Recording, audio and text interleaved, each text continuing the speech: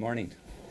I'm pleased to speak, Madam Chair and members of the board. I'm pleased to speak with you this morning, recognizing that this board is an important source of information for parents that are seeking guidance about school choice. When you approve a charter school and its continued operation, many parents inevitably suppose that that means that the school has been legally vetted, is viable, and meets basic standards of educational adequacy. So then, what would you say to a parent who asks you about how the Gloucester Charter meets these standards compared, say, to the Gloucester Public Schools? The Commissioner and the Gloucester Charter School have the same response to this question. We'll have to give the charter some more time. Well, if the charter may eventually get better, it may not. Meanwhile, the charter doesn't come close to matching the academic performance of the Gloucester Public Schools.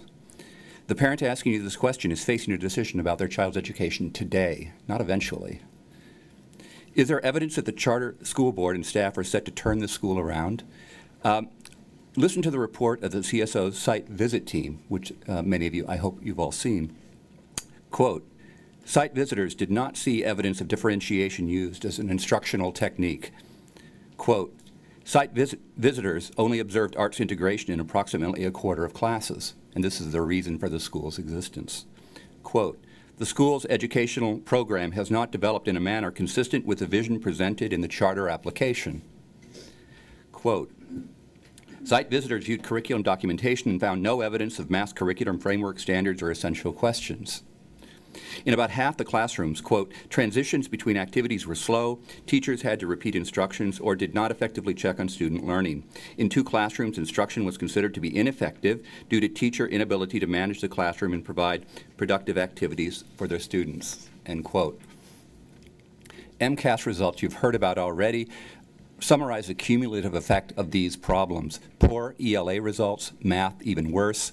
In the 4th grade, we heard 94% of students failed to achieve math proficiency. Virtually everyone is failing at school. In 7th grade, 91% failed this test.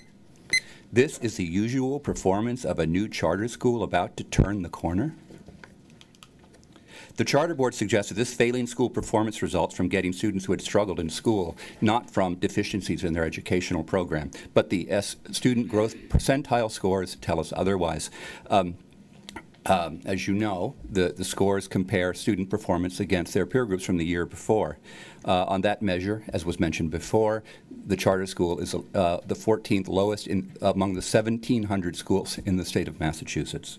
For math, the charter school kids on average lost ground against over 80% of students who were their performance peers only 1 year before entering the charter school. Furthermore, if this school population needs special assistance, nothing in this evaluation suggests that this school is set to provide it. Quite the contrary. No, this is not, as a commissioner suggests, a typical new charter school. Parents need to hear your direction and advice on this school. They need to know it needs serious corrective action under probation, if not closure. I urge you, you sent that message before, and I would urge you, please, to send it again. Thank you.